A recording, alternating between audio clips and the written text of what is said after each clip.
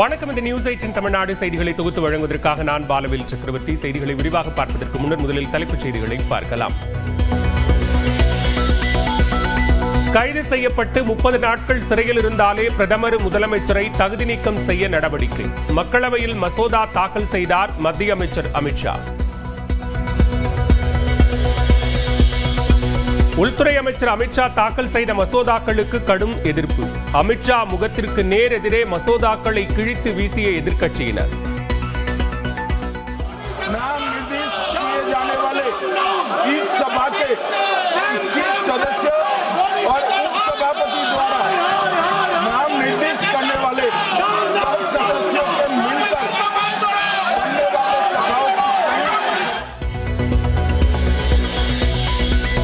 ₹1 கோடி அபராதம் விதிக்கும் ஆன்லைன் விளையாட்டுகளை ஒழுங்குபடுத்தும் மசோதா மக்களவையில் தாக்கல்.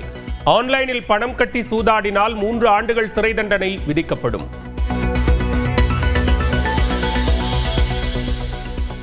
தாவேக மாநாட்டிற்காக வைக்கப்பட்ட 100 அடி உயர கொடிக்கம்பம் கீழே விழுந்து விபத்து.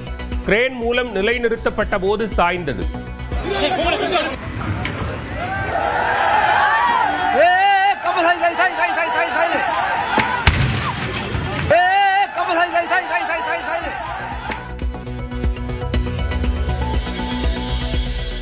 நூறு அடி உயர கொடிக்கம்பம் விழுந்ததில் நொறுங்கிய கார்.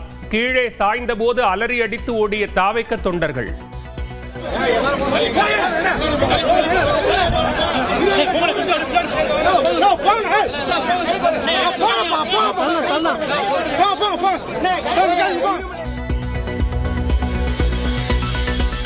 கொடிக்கம்பம் விழுந்து விபத்து ஏற்பட்ட இடத்தில் காவல்துறை ஆய்வு. கிரேன் பெல்ட் அருந்ததால் விபத்து என தாவேக தரப்பில் விளக்கம். மதுரையில் அனுமதி பெறாத பிளக்ஸ் பேனர்கள், பதாகைகள் அகற்றப்பட்டுள்ளனவா? காவல் ஆணையரிடம் உரிய விளக்கம் பெற்று தெரிவிக்க உயர்நீதிமன்ற கிளை உத்தரவு.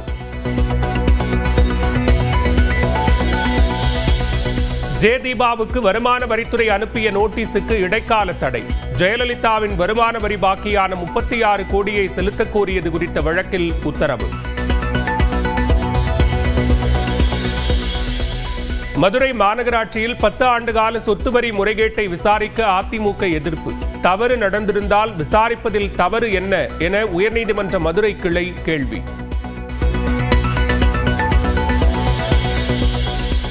திருவாரூர் அருகே வீட்டிற்குள் தூங்கிக் கொண்டிருந்த 1.5 வயது குழந்தையை கடித்து குதறிய தெருநாய். தலை, கை, காலில் காயம் ஏற்பட்ட குழந்தை மருத்துவமனையில் அனுமதி. நடிகர் சூர்யா சட்டமன்ற தேர்தலில் களமிறங்கப் போவதாக வெளியான செய்தி தவறு. சூர்யா தலைமை நற்பணி இயக்கம் அறிக்கை. நடிகர் ரவிமோகனின் சொத்துக்களை முடக்க கோரி மனு தாக்கல் செய்யலாம். உயர்நீதிமன்றம் அனுமதி. மடப்புரம் கோயில் காவலாளி அஜித்குமார் கொலை வழக்கில் குற்றப்பத்திரிகை தாக்கல். மதுரை மாவட்ட நீதிமன்றத்தில் அறிக்கை அளித்தது சிபிஐ. நாமக்கல் மாவட்டம் குமாரபாளையம் காவிரி கரையோரம் தாழ்வான பகுதிகளில் புகுந்த வெள்ளம். 25 வீடுகளில் வசித்து வந்த மக்கள் தவிப்பு. திண்டுக்கல்லில் நடத்தப்பட்ட என்ஐஏ சோதனையில் பிரியாணி கடைக்காரர் கைது. தஞ்சை ராமலிங்கம் கொலை வழக்கு குற்றவாளிகளுக்கு அடைக்கலம் கொடுத்த புகாரில் நடவடிக்கை. டெல்லி பாஜக முதலமைச்சர் ரேகா குப்தா மீது தாக்குதல். பொதுமக்களிடம் குறைகளை கேட்டுக் கொண்டிருந்த போது தாக்கியவர் கைது. ஸ்பெயின் நாட்டில் 1 வாரத்திற்கு மேலாக கட்டுக்கடங்காமல் பரவும் காட்டுத்தீ. அணைக்க முடியாமல் திணறும் அரசு.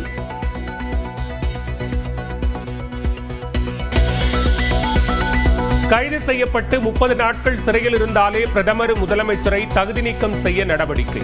மக்களவையில் மசோதா தாக்கல் செய்தார் மத்திய அமைச்சர் அமித்ஷா. உள்துறை அமைச்சர் அமித்ஷா தாக்கல் செய்த மசோதாக்களுக்கு கடும் எதிர்ப்பு. அமித்ஷா முகத்திற்கு நேர் எதிரே மசோதாக்களை கிழித்து வீசிய எதிர்க்கட்சியினர்.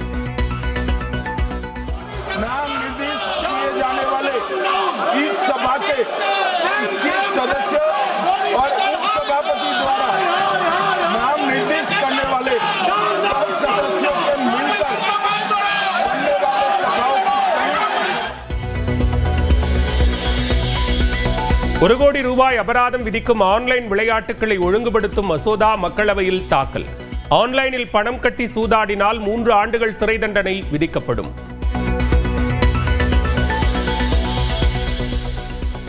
தாவேக மாநாட்டிற்காக வைக்கப்பட்ட 100 அடி உயர கொடிக்கம்பம் கீழே விழுந்து விபத்து.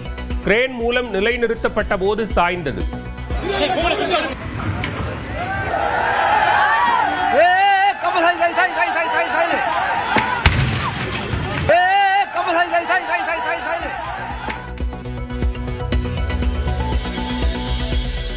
நூறு அடி உயர கொடிக்கம்பம் விழுந்ததில் நொறுங்கிய கார். கீழே சாய்ந்த போது அலறி அடித்து ஓடிய தாவேக தொண்டர்கள்.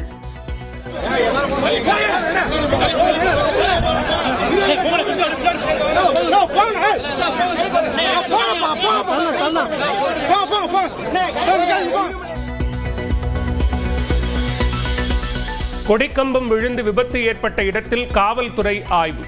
கிரேன் பெல்ட் அருந்ததால் விபத்து என தாவேக தரப்பில் விளக்கம்.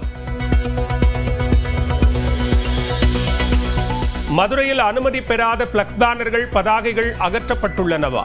காவல் ஆணையரிடம் உரிய விளக்கம் பெற்று தெரிவிக்க உயர்நீதிமன்ற கிளை உத்தரவு.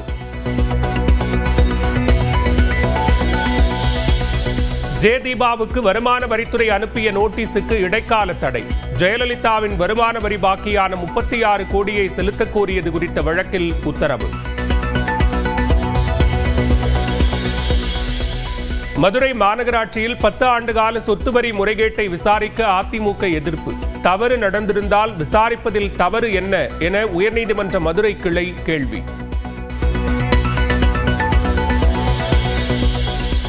திருவாரூர் அருகே வீட்டிற்குள் தூங்கிக் கொண்டிருந்த 1.5 வயது குழந்தையை கடித்து குதறிய தெருநாய். தலை, கை, காலில் காயம் ஏற்பட்ட குழந்தை மருத்துவமனையில் அனுமதி.